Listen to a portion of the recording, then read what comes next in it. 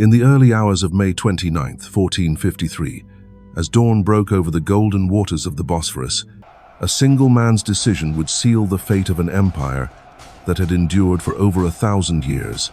His name was Giovanni Giustiniani, and what he did in those final moments would echo through history as one of the most controversial acts of betrayal ever recorded. But was it really betrayal, or was it something far more complex?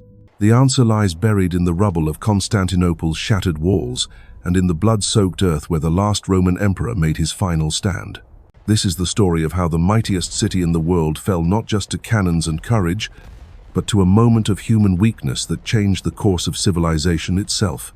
By the time you finish watching this video, you'll understand how a single wound, a moment of panic, and a desperate retreat opened the gates to an empire that had stood since the time of Christ.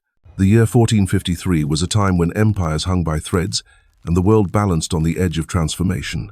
In the east, a young sultan named Mehmed II sat on the Ottoman throne, his eyes fixed westward on the greatest prize in the known world, Constantinople, the city that had been the beating heart of the Byzantine Empire for over a millennium, the last remnant of ancient Rome, the gateway between Europe and Asia. And by 1453, it was dying. Once, Constantinople had been home to 500,000 souls. Its harbors had bristled with merchant ships from every corner of the known world. Its palaces had glittered with gold and silk. Its walls had turned back army after army, earning it the reputation as the most impregnable city on earth. But those days were long gone. The Byzantine Empire, which had once stretched from Italy to the Caucasus, had withered to little more than the city itself and a handful of scattered territories. Where once great neighborhoods had thrived, now there were empty fields within the massive walls. The population had dwindled to perhaps 50,000 people, rattling around in a city built for 10 times that number. Emperor Constantine XI Palaeologos knew his empire was living on borrowed time. Every morning he walked the battlements of the Theodosian walls, those legendary fortifications that had protected Constantinople for 1,000 years, and saw the cracks that no amount of mortar could truly repair. Not just in the stones, but in the very foundations of his realm. His treasury was nearly empty. His army numbered fewer than 7,000 men. His navy consisted of just 26 ships, most of them belonging to Italian merchants who owed no true loyalty to Byzantium. Yet Constantine refused to abandon his ancestral throne. When Mehmed's ambassadors came offering him safe passage and a comfortable retirement in exchange for surrender, the emperor's response was defiant. Constantinople had never fallen to a siege, and by God's grace, it never would.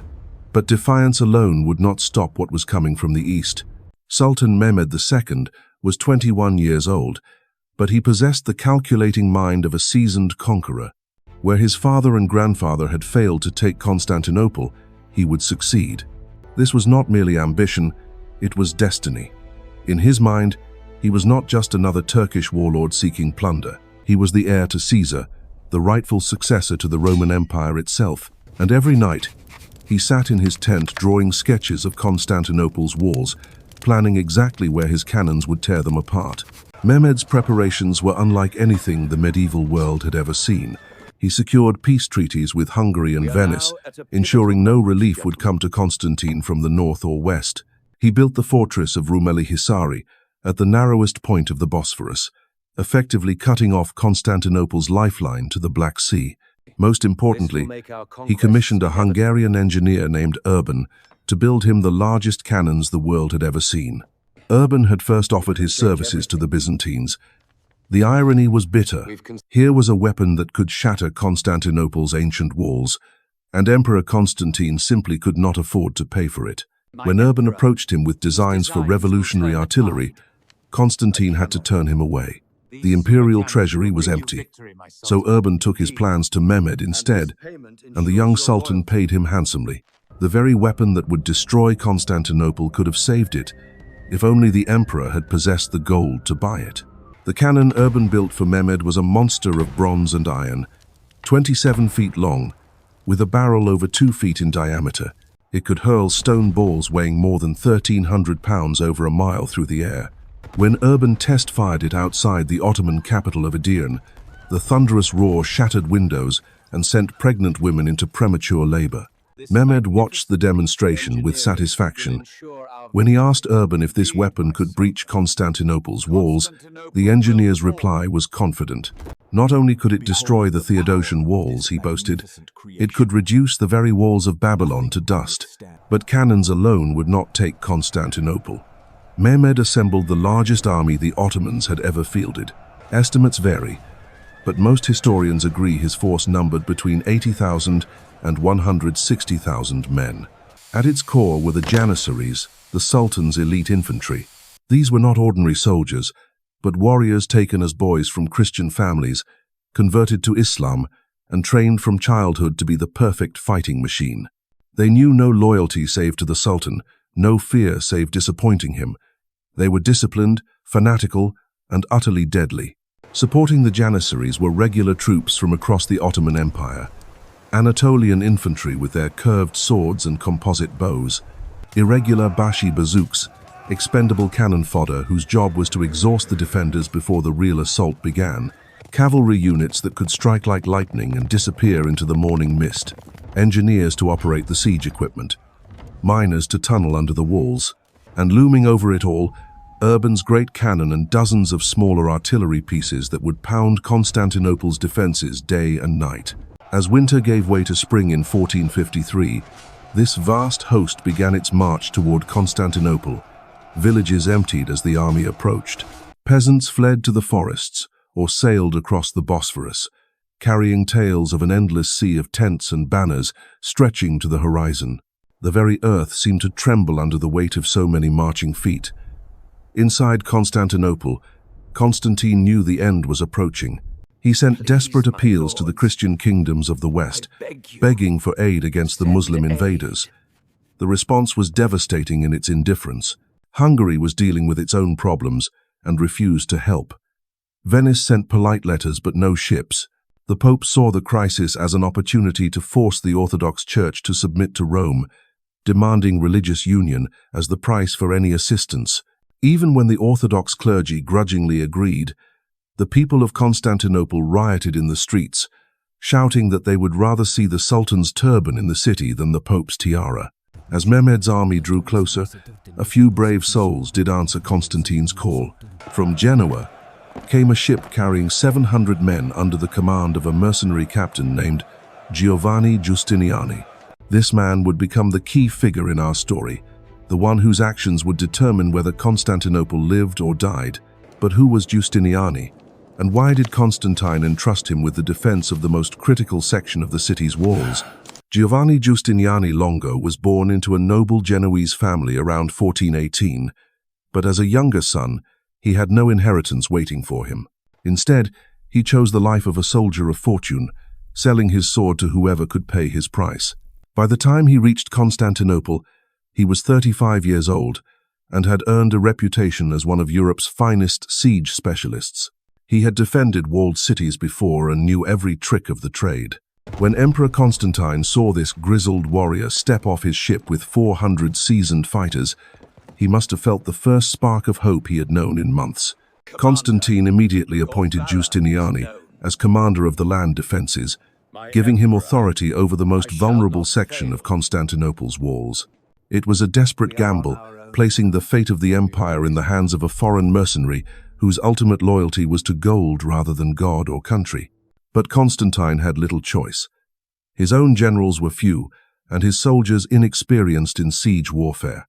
If anyone could hold the walls against Mehmed's assault, it would be this battle-scarred Genoese captain.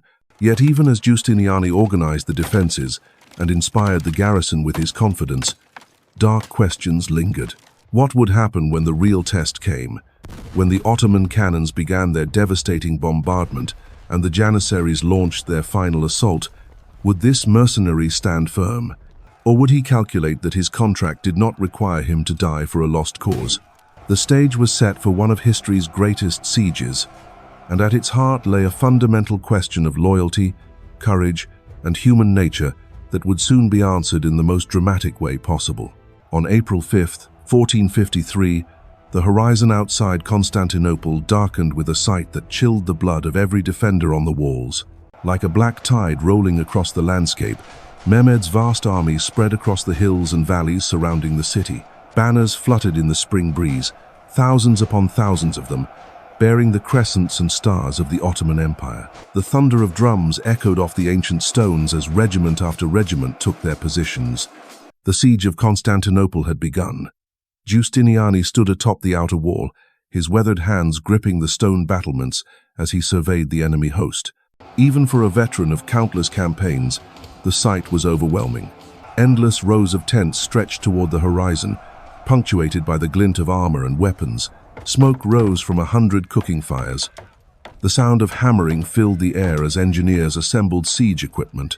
And there, being dragged slowly into position by teams of oxen and hundreds of men, was Urban's monstrous cannon.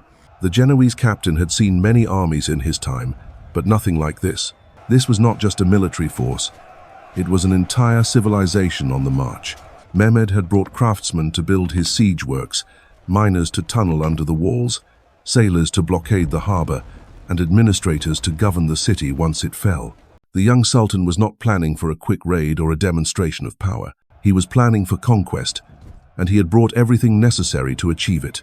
Constantine joined Giustiniani on the walls, and the two men stood in silence for a long moment, absorbing the magnitude of what faced them. The emperor's face was drawn with exhaustion and worry, but his voice remained steady when he finally spoke. 7,000 men against more than 100,000. It seemed impossible, but these walls had held against impossible odds before. They would hold again, God willing. Giustiniani nodded, though privately he was calculating the odds with the cold precision of a professional soldier. He had seen what modern artillery could do to medieval fortifications. The Theodosian walls were magnificent, but they had been built in an age of catapults and ballistae, not cannons that could hurl massive stone balls with devastating force. Still, he had accepted Constantine's gold and given his word. He would hold the walls or die trying.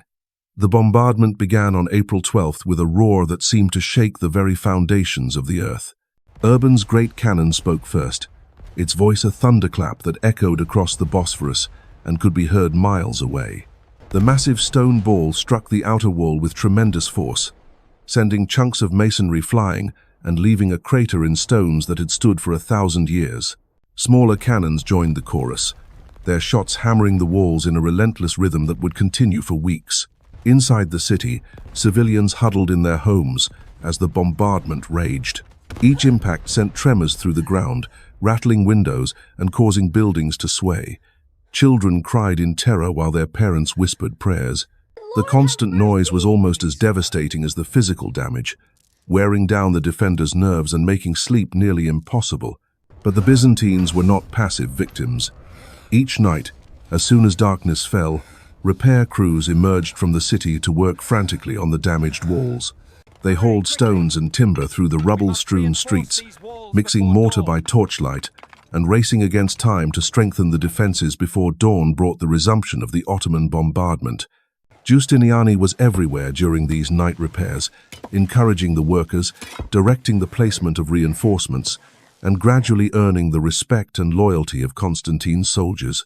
The Genoese captain proved himself a master of defensive warfare. When sections of the outer wall were demolished by the Ottoman cannons, he constructed earthworks and palisades behind them, creating new defensive positions that were actually harder to assault than the original fortifications. When Urban's monster cannon created a massive breach near the gate of St. Romanos, Giustiniani personally led work parties to build a crescent-shaped rampart that turned the gap into a killing ground for any attacker brave enough to enter it. Day after day, the pattern continued. Ottoman cannons would blast away at the walls during daylight hours, while Byzantine repair crews worked through the night to undo the damage. It was a race between destruction and reconstruction, with the fate of the empire hanging in the balance. The defenders were exhausted, running on little sleep and dwindling supplies, but somehow they held on. Giustiniani's presence seemed to give them strength, his calm confidence infectious even in the face of overwhelming odds. Mehmed grew increasingly frustrated as the days passed. His cannons were doing tremendous damage to the walls, but the defenders kept repairing them faster than he could knock them down. The great breach near the gate of St. Romanos should have been the key to victory. Yet Giustiniani had turned it into a fortress within a fortress. Worse, Urban's massive cannon was proving to be as much liability as asset. The tremendous forces involved in firing it caused cracks in the barrel, and after several weeks of constant use, the monster weapon finally burst during firing, killing Urban and several of his assistants. But Mehmed was nothing if not resourceful. If he could not batter down the walls quickly enough, he would find other ways to take the city. His engineers began digging tunnels under the fortifications, planning to plant explosives that would bring down entire sections at once. His navy launched attacks on the harbor defenses, trying to break the chain that protected the Golden Horn. He even attempted to have his ships dragged overland on greased logs to bypass the harbor defenses entirely, a feat of engineering that stunned both friend and foe. Each of these strategies was met and countered by the defenders. Giustiniani organized countermining operations, sending his own diggers to intercept the Ottoman tunnels. Constantine's few remaining ships, reinforced by vessels from Genoa and Venice, fought desperately to keep the harbor open. When Mehmed succeeded in getting some of his fleet into the Golden Horn, the Byzantines stretched a pontoon bridge across the water and used it to launch surprise attacks on the Ottoman ships. As April gave way to May, both sides were reaching the limits of endurance. The Ottoman army had been camped outside Constantinople for nearly 2 months, and disease was beginning to take its toll. Supply lines stretched back hundreds of miles were becoming increasingly difficult to maintain. Some of Mehmed's advisors began suggesting that perhaps it was time to lift the siege and try again another year. But Mehmed had staked everything on this campaign. To withdraw now would be seen as weakness, an invitation for his enemies, both foreign and domestic, to move against him. More than that, he could sense that the defenders were weakening. Intelligence reports spoke of growing desperation within the city, of food shortages and plummeting morale. The walls might look intact from a distance, but he knew they had been patched and repatched so many times that they were held together more by determination than by mortar. The young Sultan made his decision. One final, overwhelming assault would break the defender's will and give him the prize he had dreamed of since childhood. He would throw everything he had at the walls in a coordinated attack that would begin before dawn and continue until either Constantinople fell or his army was destroyed in the attempt. As May 28th turned to May 29th, neither Mehmed nor Constantine slept. The Ottoman camp buzzed with activity as weapons were sharpened and armor checked. Assault ladders were prepared, and the surviving cannons were loaded for one last bombardment. In the city, Giustiniani made his final rounds of the defenses, speaking quietly with his men and making sure every section of wall was properly manned. The Genoese captain had fought in many sieges, but he had never felt the weight of responsibility as heavily as he did that night. The fate of the last Roman Empire rested on his shoulders, and those of the few thousand exhausted men under his command. In a few hours, when the Ottoman assault began, every decision he made could mean the difference between victory and catastrophe. What neither Giustiniani nor anyone else in Constantinople could have known was that this night would test more than just military skill and courage. It would reveal the true nature of loyalty itself and the thin line that separates heroism from betrayal. The greatest siege in medieval history was about to reach its climax, and at its heart lay a question that would haunt historians for centuries to come. As the first pale light of dawn crept over the walls of Constantinople on May 29th, the silence was broken by the deep rumble of Ottoman war drums. The sound rolled across the hills like thunder, joined by the haunting wail of horns and the battle cries of thousands of warriors preparing for what they knew would be the final assault. In the distance, Mehmed's banners snapped in the morning breeze, and the young Sultan himself could be seen mounted on his warhorse, surveying the city that had defied him for 55 days. Giovanni Giustiniani stood at his post near the gate of St. Romanos, the section of wall that had taken the worst punishment from the Ottoman cannons. His armor was dented and scarred from weeks of fighting, and his face bore the lines of a man who had not slept properly in months. Around him, his Genoese soldiers checked their weapons one last time, their faces grim but determined. These men had followed their captain across half of Europe, and they would follow him into hell if necessary. The attack began with a wave of Bashi-bazouks, the irregular troops that Mehmed used as expendable shock forces. They came screaming across the rubble-strewn ground between the Ottoman lines and the walls, carrying crude weapons and makeshift shields. Their job was not to take the city, but to exhaust the defenders and use up their ammunition. Wave after wave of these unfortunate souls threw themselves against the Byzantine defenses, only to be cut down by arrows, crossbow bolts, and the occasional blast of Greek fire. For 2 hours, the slaughter continued. The ground before the walls became carpeted with bodies as the Bashi-bazouks pressed their hopeless assault. But Giustiniani could see the method in Mehmed's apparent madness. Each wave forced the defenders to expend precious arrows and bolts. Each attack wore down men who were already exhausted from weeks of fighting. The Genoese captain conserved his strength and that of his men as much as possible, knowing that the real test was yet to come. As the sun climbed higher, the second wave began. These were professional soldiers, Anatolian troops with proper armor and training. They advanced in disciplined formations, their shields locked together as they approached the walls. Behind them came siege ladders and portable bridges, tools designed to get them over or through the Byzantine defenses. The fighting became more intense, more desperate. Hand-to-hand combat erupted along the ramparts as Ottoman soldiers managed to scale the walls, only to be met by Giustiniani's men with sword and axe. The Genoese captain was everywhere at once, it seemed. When a section of wall looked ready to fall, he appeared with reinforcements. When his men's courage began to waver, his voice rang out above the din of battle, steadying their nerves and reminding them of their duty. He fought like a man possessed, his sword rising and falling in deadly arcs, his presence alone worth 100 ordinary soldiers. But even Giustiniani could not be in all places at once, and slowly, inevitably, the Ottoman pressure began to tell. Sections of the outer wall that had been patched and repatched began to crumble under the weight of the assault. Defenders fell, struck down by arrows or overwhelmed by sheer numbers. The Byzantines were fighting magnificently, but they were being bled white by an enemy that seemed to have an endless supply of fresh troops. Then came the sound that every defender had been dreading. The deep, rhythmic pounding of drums that announced the approach of the Janissaries. These were Mehmed's elite troops, the cream of the Ottoman army. They advanced in perfect formation, their white felt caps distinctive even at a distance, their weapons gleaming in the morning Sunday. Unlike the wild charges of the Bashi-bazouks or the steady advance of the Anatolian troops, the Janissaries moved with the confidence of men who had never known defeat. At their head rode Mehmed himself, close enough to the fighting to inspire his men but far enough back to direct the battle. The young Sultan's presence electrified his army. Here was their leader, their Caesar, sharing the dangers of the assault with them.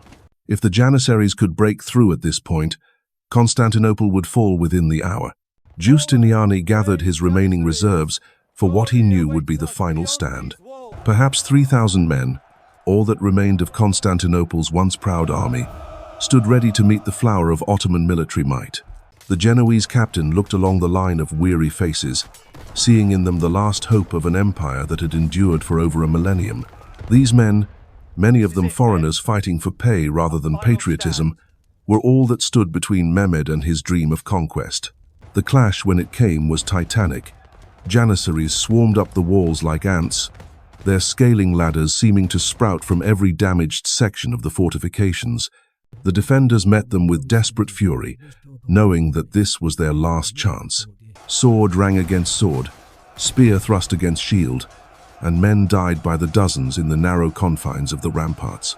In the thick of the fighting, Giustiniani seemed to bear a charmed life. Ottoman arrows whistled around him without finding their mark.